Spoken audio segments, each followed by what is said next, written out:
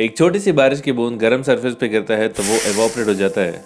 वही बारिश की बूंद एक ही पत्ते पे गिरता है ना, तो वो छोटी सी मोती की तरह दिखने लगता है हमें। वही बारिश की बूंद अगर सीप पे गिरता है तो वो सही में मोती बन जाता है। हमारी ज़िंदगी में वैसे हम जाकर किससे मिलते हैं वो मायने करता है। ये मैं नहीं कह रहा हूँ, स्वामी विवेकानंद कहते हैं। वो कहते हैं कि हमारी ज़िंदगी में हम जिन जिन लोगों से मिलते हैं वैसे हमारी ज़िंदगी बदलती रहती है। इसीलिए हमें हमेशा अच्छे विचार लोगों से मिलते हुए रहना चाहिए, उन्हीं के साथ रहना चाहिए, जिसकी वजह से हमारी ज़िंदगी में थोड़ा सा वैल्यू ऐड हो जाता है। So try to add value in your life, जिसकी वजह से आपकी वैल्यू बढ़ेगी, आपकी परिवार की वैल्यू बढ़ेगी। इसीलिए हमेशा सत्संगत में रहे। सत्संगत का मतलब है अच्छे लोगों के साथ रहना, अच्छे विचार लोगों के साथ रहना। इसके बारे में एक छोटी सी कहानी बताता हूँ मैं। एक बार नारद मुनि भगवान जी के पास गए थे ऊपर, जाकर कहा कि हे प्रभु, मुझे आपसे जानना है कि सत्संगत क्या है और उसके लाभ क्या है। ऊपर वाला ये सुनते ही मुस्कुराते हुए कहा कि ये तो वो छोटा सा कीड़ा दिख रहा है आपको, वो कीड़ा भी आपको बता सकता है, जाकर आप उससे पूछे। नारद मुनि कीड़े के पास पहुंच गए और कहा कि मुझे आपसे जानना है कि सत्संगत क्या है और उसके लाभ क्या है।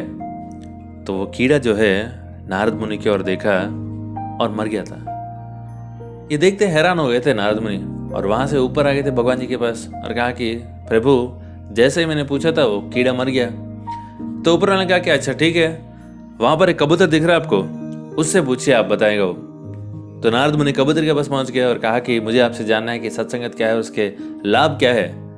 वो कबूतर नारद मुनि की ओर देखा और वो भी मर गया था।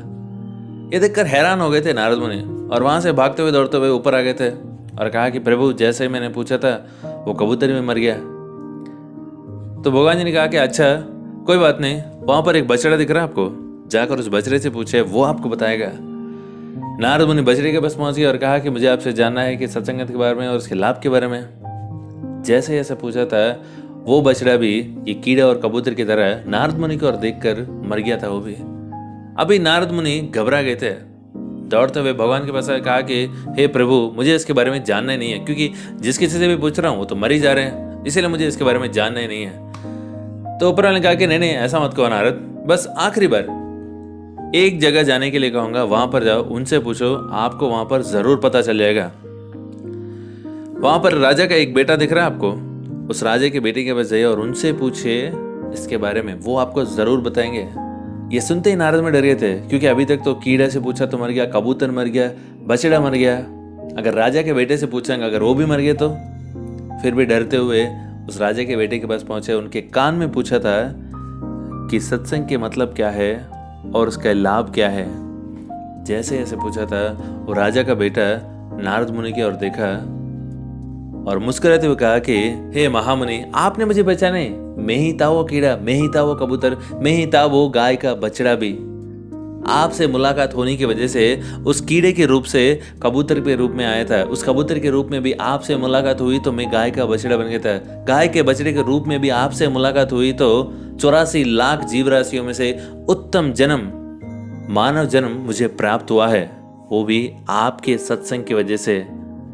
हे महाप्रभु, इसके लिए तो मैं हमेशा आभारी रहूंगा आपका।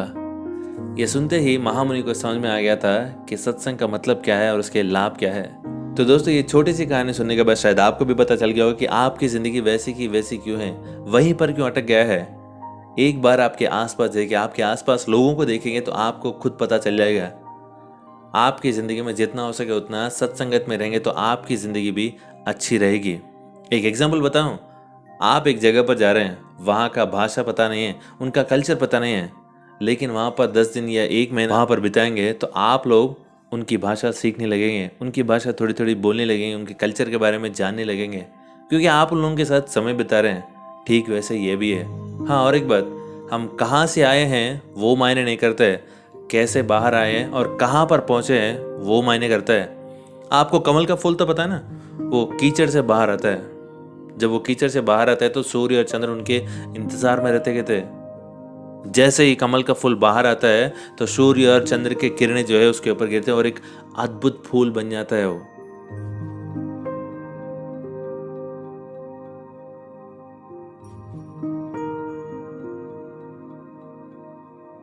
आप मार्केट में कई सारे फूल देखते हैं, लेकिन ये फूल जो है कमल फूल हमें मंदिरों में मिलते हैं, भगवान जी के पास देखने को मिलते हैं। वही बताया मैंने, कहाँ से आए हैं वो मायने नहीं करते, कहाँ पर पहुंच रहे हैं वो मायने करता है। ये सब कुछ सत्संगत की वजह से होता है।